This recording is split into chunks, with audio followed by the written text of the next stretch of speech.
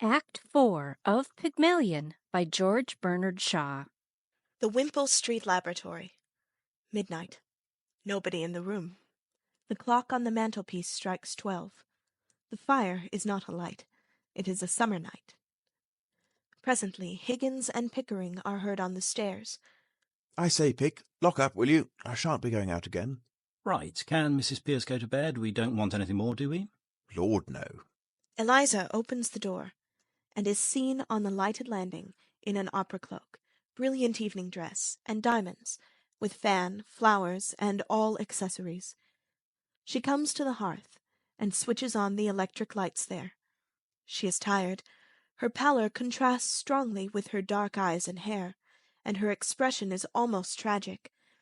She takes off her cloak, puts her fan and flowers on the piano, and sits down on the bench, brooding and silent.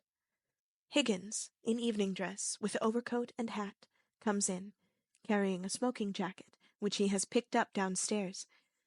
He takes off the hat and overcoat, throws them carelessly on the newspaper stand, disposes of his coat in the same way, puts on the smoking jacket, and throws himself wearily into the easy-chair at the hearth.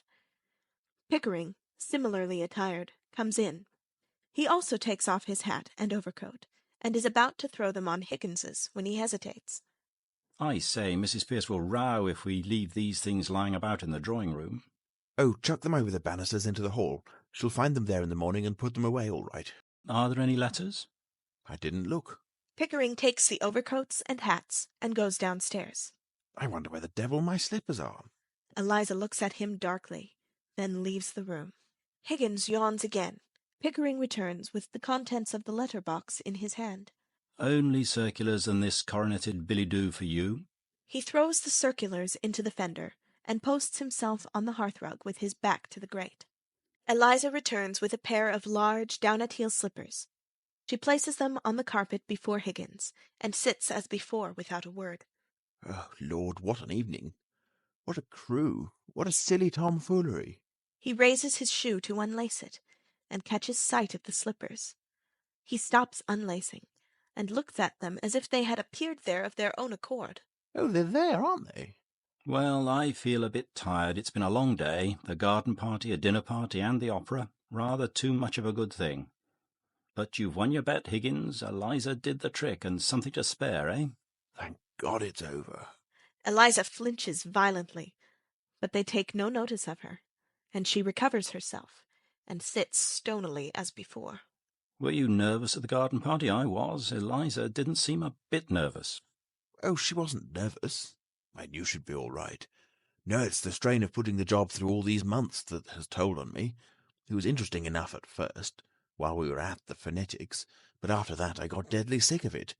If I hadn't backed myself to do it, I should have chucked the whole thing up 2 months ago. It was a silly notion. The whole thing has been a bore.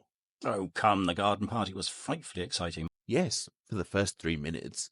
But when I saw we were going to win hands down, I felt like a bear in a cage, hanging about doing nothing.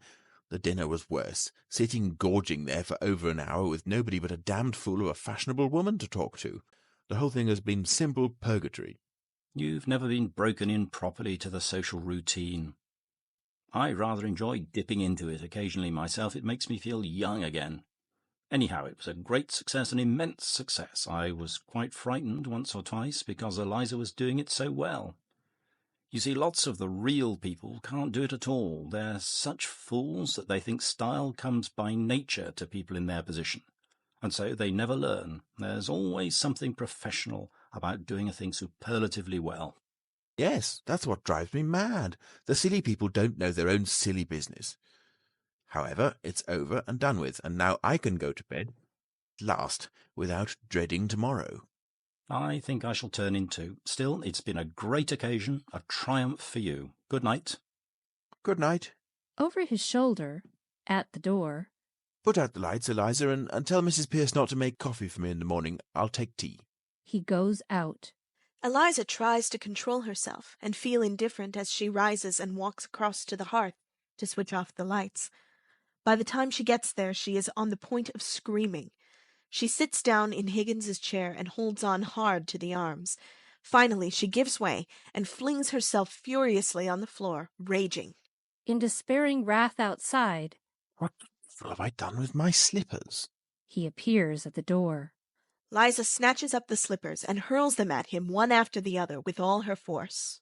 There are your slippers, and there, take your slippers, and may you never have a day's luck with them.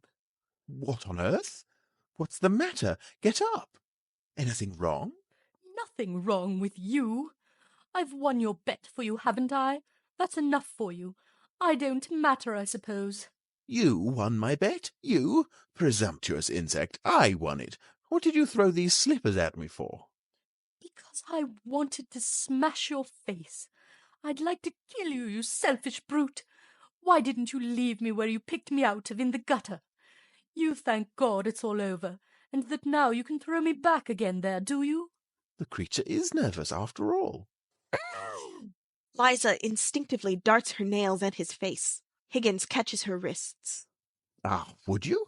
Claws in, you cat. How dare you show your temper to me? Sit down and be quiet. He throws her roughly into the easy chair.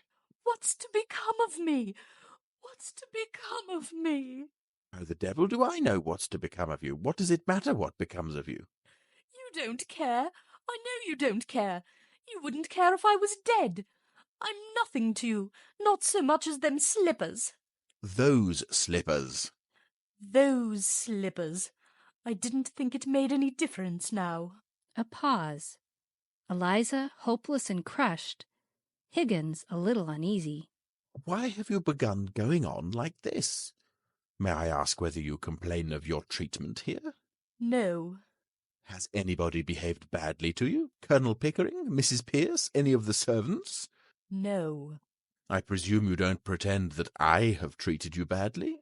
No. I'm glad to hear it.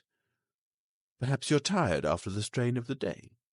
Will you have a glass of champagne? No. Thank you. This has been coming on you for some days. I suppose it was natural for you to be anxious about the garden party, but that's all over now. There's nothing more to worry about. No, nothing more for you to worry about. Oh, God, I wish I was dead. Why? In heaven's name, why? Listen to me, Eliza. All this irritation is purely subjective. I don't understand. I'm too ignorant. It's only imagination, low spirits, and nothing else. Nobody's hurting you. Nothing's wrong. You go to bed like a good girl and sleep it off. Have a little cry and say your prayers. That will make you comfortable. I heard your prayers. Thank God it's all over. Well, don't you thank God it's all over? Now you are free and can do what you like. What am I fit for? What have you left me fit for? Where am I to go? What am I to do? What's to become of me? Oh, that's what's worrying you, is it? He thrusts his hands into his pockets and walks about in his usual manner, rattling the contents of his pockets, as if condescending to a trivial subject out of pure kindness. I shouldn't bother about it if I were you. I should imagine you won't have much difficulty in settling yourself, somewhere or other, although I hadn't realized that you were going away.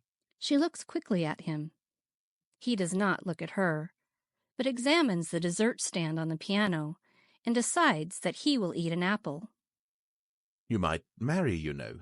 You see, Eliza, not all men are confirmed old bachelors like me and the Colonel.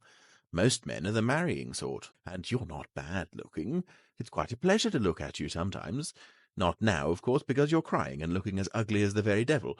But when you're all right, and quite yourself, you're what I should call attractive. That is, to the people in the marrying line, you understand. You go to bed and have a good night's rest, and then you get up and look at yourself in the glass, and you won't feel so cheap. Eliza again looks at him, speechless, and does not stir. The look is quite lost on him. He eats his apple with a dreamy expression of happiness, as it is quite a good one. I dare say my mother could find some chap or other who would do very well. We were above that at the corner of Tottenham Court Road. What do you mean? I sold flowers. I didn't sell myself. Now you've made a lady of me, I'm not fit to sell anything else. I wish you'd left me where you found me. Eliza, don't you insult human relations by dragging all this cant about buying and selling it. You needn't marry the fellow if you don't like him. What else am I to do? Oh, lots of things. What about your old idea of a florist's shop? Pickering could set you up in one. He's lots of money. You'll have to pay for all those togs you've been wearing today, and that, with the hire of the jewellery, will make a big hole in £200. Why, 6 months ago you'd have thought it the millennium to have a flower shop of your own. Come, you'll be all right. I must clear off to bed. I'm devilish sleepy.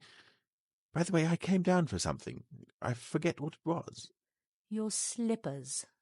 Oh, yes, of course. You shied them at me. Before you go, sir. Dropping the slippers in his surprise at her calling him sir. Eh? Do my clothes belong to me or to Colonel Pickering? What the devil use would they be to Pickering? He might want them for the next girl you pick up to experiment on. Is that the way you feel towards us? I don't want to hear anything more about that. All I want to know is whether anything belongs to me. My own clothes were burnt. But what does it matter? Why need you start bothering about that in the middle of the night? I want to know what I may take away with me. I don't want to be accused of stealing.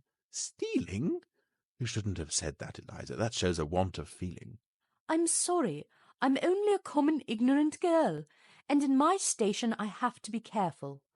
There can't be any feelings between the like of you and the like of me. Please, will you tell me what belongs to me and what doesn't? You may take the whole damned houseful if you like, except the jewels. They're hired. Will that satisfy you? Stop, please. She takes off her jewels. Will you take these to your room, please, and keep them safe? I don't want to run the risk of their being missing. Hand them over. She puts them into his hands. He perfunctorily thrusts them into his pockets, unconsciously decorating himself with the protruding ends of the chains. Liza takes a ring off. This ring isn't the jeweller's. It's the one you bought me in Brighton. I don't want it now. Higgins dashes the ring violently into the fireplace and turns on her so threateningly that she crouches over the piano with her hands over her face. Don't you hit me! Hit you? You infamous creature, how dare you accuse me of such a thing? It is you who have hit me. You have wounded me to the heart. I'm glad. I've got a little of my own back anyhow. You have caused me to lose my temper, a thing that has hardly ever happened to me before. I prefer to say nothing more tonight. I am going to bed. You'd better leave a note for Mrs. Pierce about the coffee, for she won't be told by me. Damn Mrs. Pierce, and damn the coffee, and damn you, and damn my own folly in having lavished my hard-earned knowledge and the treasure of my regard and intimacy on a heartless gutter-snipe. He goes out with impressive decorum, and spoils it by slamming the door savagely. Eliza smiles for the first time, expresses her feelings by a wild pantomime in which an imitation of Higgins's exit is confused with her own triumph, and finally goes down on her knees on the hearthrug to look for the ring. End of Act 4.